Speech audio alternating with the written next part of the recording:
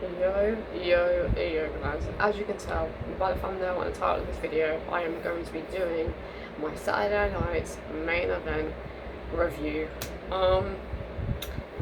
Yeah, sorry there was no reaction videos, but I'm kind of glad I didn't do reaction videos now, considering what happened during one of the matches, which we will talk about when we get onto it. Yeah, this was a very weird Saturday night's main event. Like, I don't feel like it was a bad Saturday night's main event as much as people are making it out to be. I don't feel like it was, apart from obviously one of the matches. But just forget that for a second. I don't think anything on this show is actually that bad. I don't think the ending of Garbo's last match was bad. I don't think what happened during the first match was bad. Like, I don't know. I actually felt that this last main event was actually good, apart from one thing that happened. Yeah, so I actually quite enjoyed this one, and I've given it a 4 out of 5, but I've given it a 4 out of 5. It's probably a little bit too high, but I gave last time's Saturday Night's Main Event a 3 out of 5, and I enjoyed this one more. And I feel like if you enjoy a show more, you can't rate it the same as the other show, because I feel like that doesn't really make any sense. So I have given it a 4 out of 5. It's probably not that high of a show, but yeah, because I enjoyed it more than the last Saturday Night's Main Event, because that was terrible in my opinion. I've given it a 4, but a very, very low 4, like only just a 4. But yeah, I don't know what the hell it is. Just ignore my hair. I don't know what the fuck is going on with my hair at the moment. It's going crazy. I don't actually know. Yeah, I don't know. I don't know what the hell was going on with this bit here. I don't know. Yeah. I felt it was good. Anyway, but we kicked off the show with Randy Orton versus Drew McIntyre. I did predict the match order, and I only got 2 out of the 4 of them right, and so did my mum. Yeah, we didn't do a very good job at picking the order, but oh well. Not really bothered about that, to be honest with you, because this isn't really a proper PLE or anything. It's just like a wrestling show for people that watch wrestling on the odd occasion and stuff. Anyways, we get off the show with Randy Orton versus Drew McIntyre. In a pretty decent match. I did give it a 3 out of 5. Didn't think it was good or amazing, but I didn't think it was meh. So I gave it a 3 out of 5. Randy was bounced off the announce table twice. Then Randy Orton got his revenge, and Drew McIntyre was bounced off the announce table, but not twice, 3 times. So that was a nice little sequence to add to a Saturday Night's Main Event, considering it's not supposed to be like anything crazy happening during matches. I loved it when Randy Orton didn't react to the slaps. That was hilarious when Drew McIntyre was slapping him and he just didn't react to it, like nothing was happening. That was cool. Like I like that. I like that a lot. I don't like it when they do it too much though. So if he gave him a few slaps and he didn't react, cool. But like not like continuously, like all the time, because I know it kind of makes the slaps to the chest look weak if they constantly don't like react to it. So that's the only negative I have, is like not the constant not reacting. But I did like that he didn't react to it a few times. That was cool. We had a near fall to a Claymore. Generally actually thought it was over, because Saturday Night's Main Event, you don't tend to have like 10-15 minute matches. They tend to be about 5 to 8 minutes. So during when Drew did the Claymore, we were about 5-6 minutes into the match. So I was like, alright, okay, yeah, this is it. It's done now. Alright, Drew McIntyre won within 5 minutes. Great. Okay, that's fair. That's great. But no, Randy Orton kicked out, which I was definitely not expecting. Logan and Jelly Roll got into it outside of the ring and started shoving each other. Well, Logan shoved Jelly Roll 3 times, and then Jelly Roll shoved Logan once and he fell over. Drew McIntyre got distracted by Jelly Roll getting involved in his match, and then that caused a distraction for Drew, and then caused him to lose to a unexpected RKO by Randy Orton to pick up the victory. And Yeah, a decent match. I wouldn't, yeah, like I said, I wouldn't say it was good or amazing, but I did feel that it was decent. Like, meh. Logan then come into the ring and started attacking Randy Orton. Well, he didn't attack Randy Orton. He gave him his signature punch, and then started beating down Randy Orton. Jelly Roll got involved, flung Logan Paul across the ring. If I felt like that was a bit mad, and then he got claymored by Drew McIntyre, setting up. For real, I'm not joking, guys. If you haven't actually watched Sign Off Main Event and you're just watching reviews for the sake of just knowing what happened, we are definitely getting 100%, because it was made official on last night's Saturday Night's Main Event. We are getting Jelly Roll and Randy Orton as a tag team versus Drew McIntyre and Logan Paul at SummerSlam. What? Seriously? Like, seriously? We could have got Randy Orton being in this triple threat with Cena and Cody Rhodes, or we could have got Drew being a part of this triple threat. But no, we're getting a tag team match between a wrestler that can't wrestle, a legend, teaming up with him, versus Drew and Logan Paul. Like, what? What? Why? Just why? But yeah, no, we're getting that.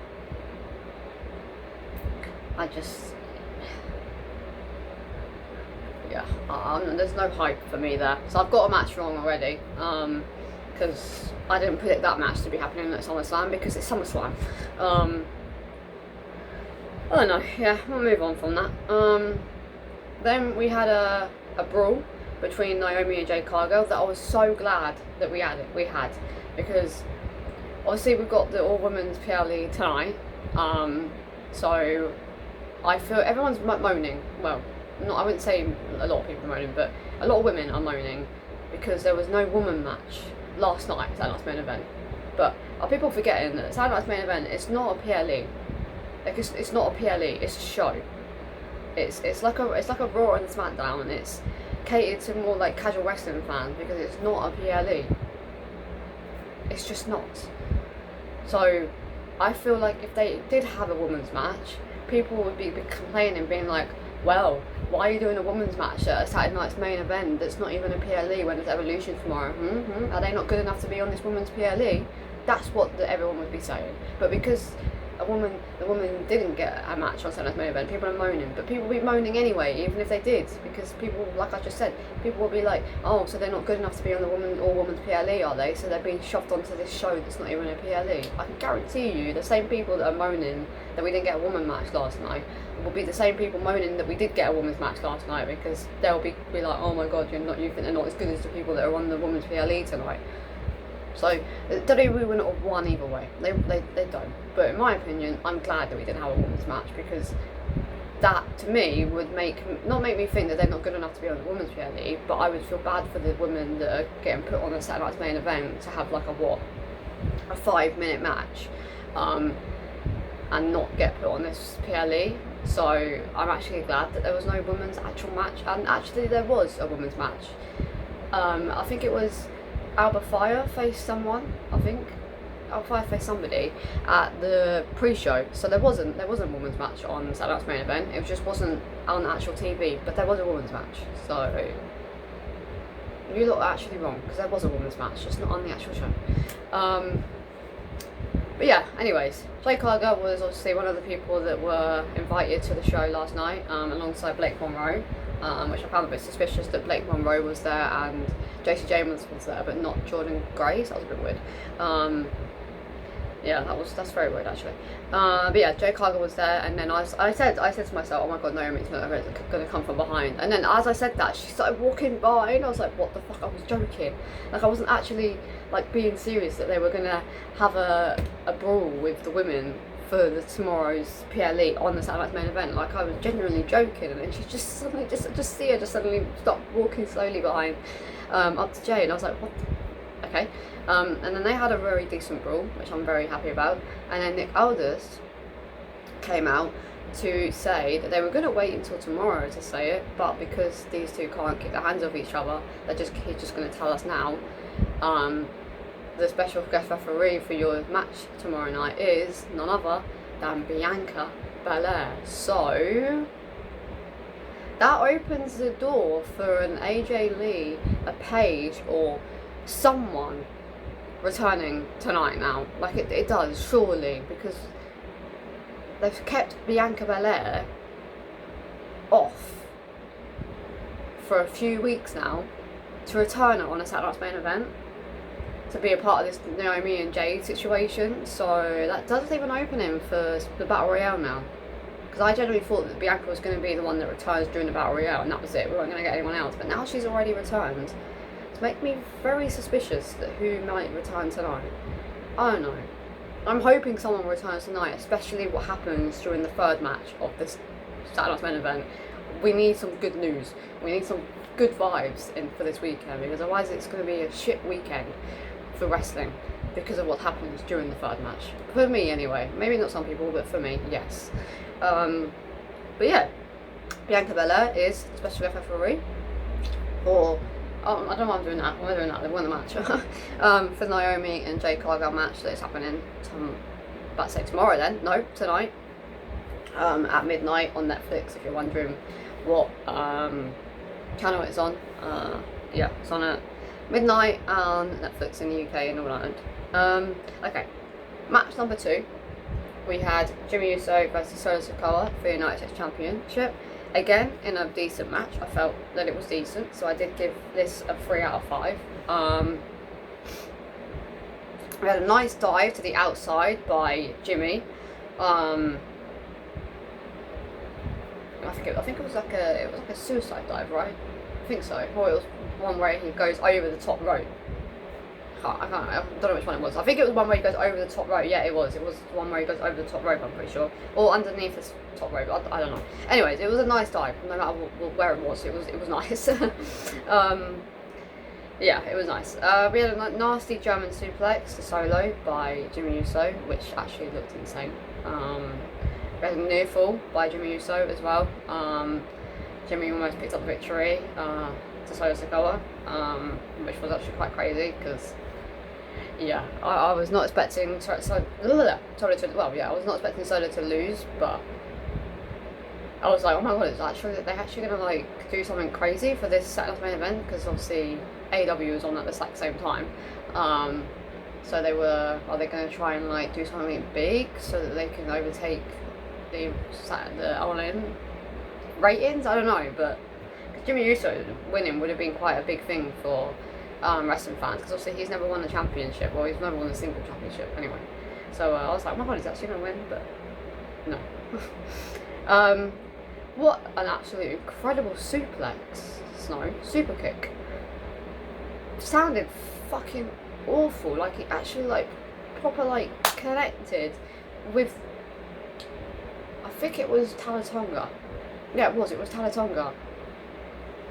I think it was Talatonga, it might have been Solo Sikoa, but whoever it was sounded fucking awful. I want to say it also quickly, sorry that I can't remember what the hell happened. There's so much wrestling I watched last night that I'm getting stuff mixed up with like AEW and WWE, because I'm literally watching both like near enough at the same time, and I also watched NXT as well, so my brain is like wrestling fried, so yeah, I'm just a bit like ugh, and just a bit annoyed about what's happened during the third match as well, so that's why I'm a bit like who, I don't remember who hit who, but I know watching the move itself, but I don't remember if it was on Talatonga or Solo, because yeah, my head is just fried with wrestling at the moment, that everything is like clammed into one, so yeah. But we did see an absolute insane dive. I don't know what it was called, but it was like a 450 kind of like splash dive onto Solo, Talatonga and Tongaloa, which looked absolutely incredible by Jimmy, like absolutely like one of the best moves, the best move of the night. Like that was absolutely fucking incredible. The MFT attacked Jimmy after the show, because I'm pretty sure no, did it actually? Oh no, Charlo did pick up the victory. I was about to say I thought it ended in disqualification, but I don't think it did. I don't think it did anyway. But anyway, Charlo picked up the victory. And then the MFTs started attacking Jimmy Uso, and we did get the return of the Samoan werewolf, Jacob Fatu, who came out and attacked everyone and looked absolutely sick doing it. Of course, done his dance. Of course, that had to be done. But that t-shirt that he was wearing, I want that t-shirt because that t-shirt looks fucking incredible. So as soon as that goes on the WWE Euro shop, I am buying that fucking t-shirt because that is one of the best t-shirt designs I've seen in a long time when it comes to wrestlers, because that was absolutely fantastic, that t-shirt. I don't know, some of you guys might not liked it, but I really personally like that t-shirt, so I am 100% getting that as soon as it goes on the WWE Euro shop. Definitely. But yeah, now we are on the third match. Yeah.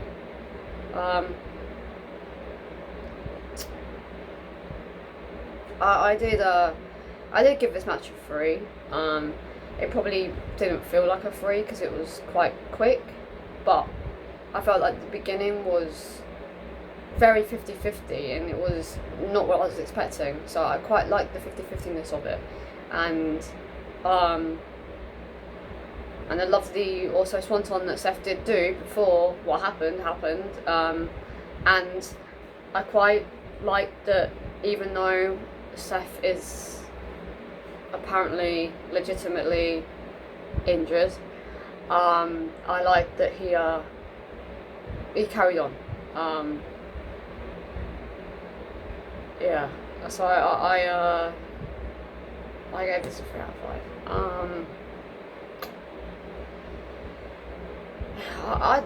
I don't know if this is actually legitimate injury, because much as like PS Weiser, whatever how the company's called it, so announced that it's a legitimate injury, they don't actually work for WWE, right? For one.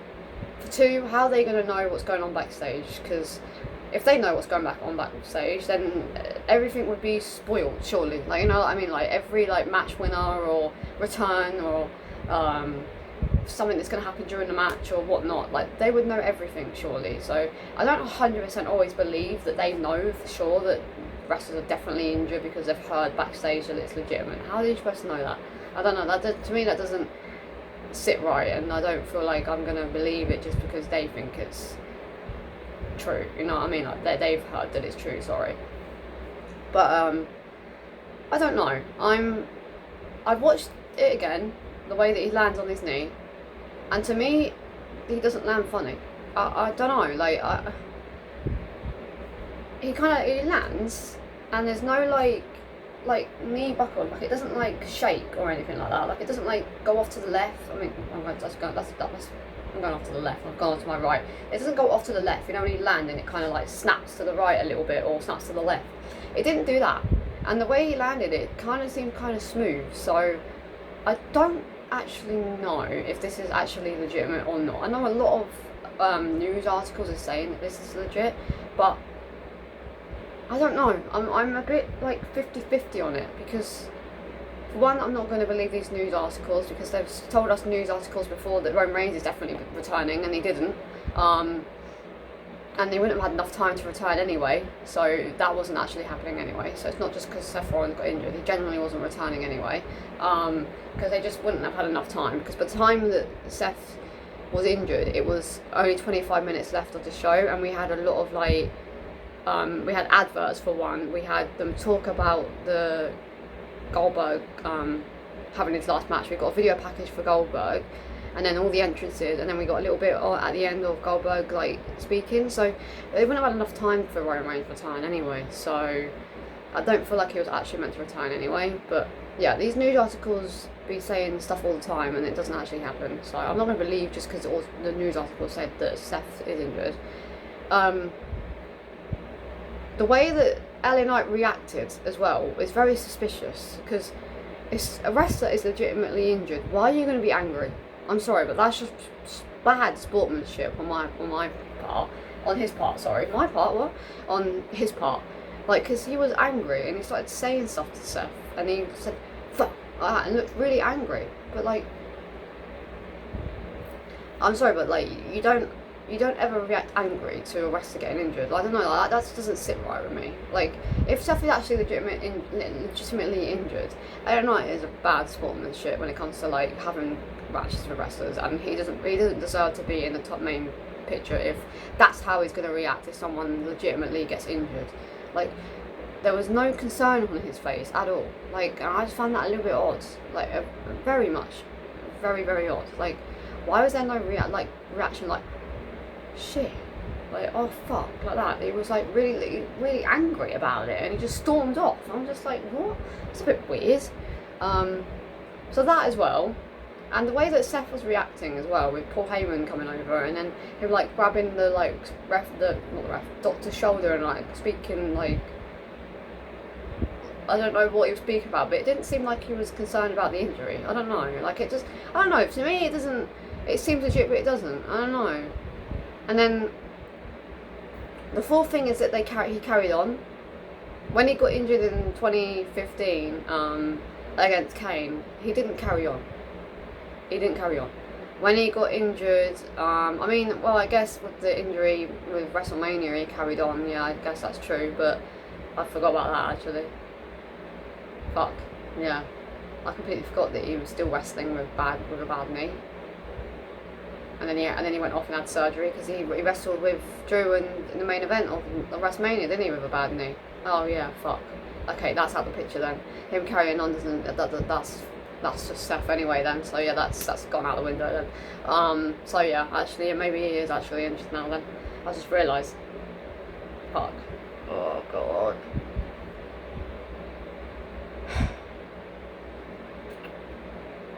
God, man.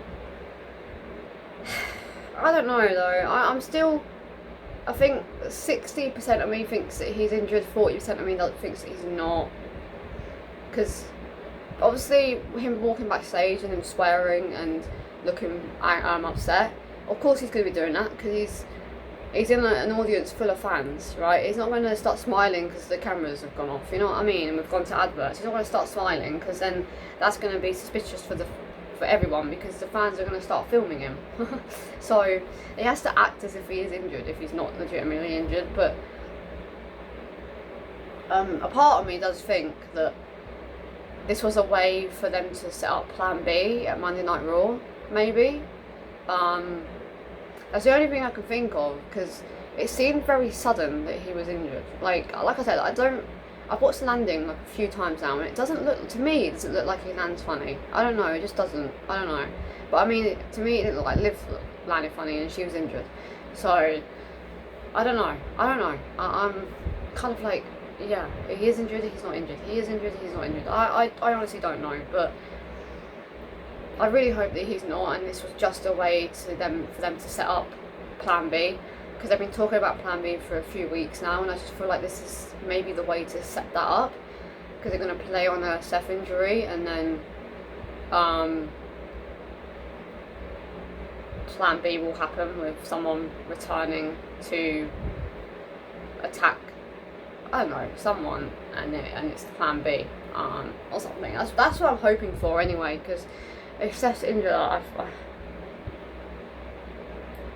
know. I mean, he can still be on the show, I guess. Like, he doesn't have to be off the show just because he's injured. He can help Braun and Bronson, and he can be the talk man when it comes to Bronson and Braun Breaker, like, attacking people and stuff. So it doesn't necessarily mean that Seth's now going to be off the show. Like, he can still be on the show.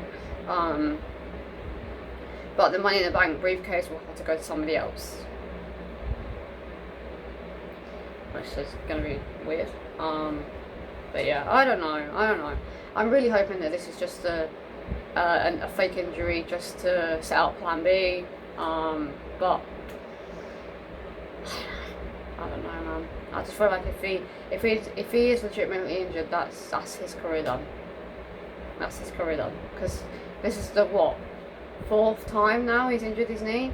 Fourth or fifth time that he's badly injured his knee, where he has to be out for a long period of time, because apparently he's looking at 10 to 1 year of being out.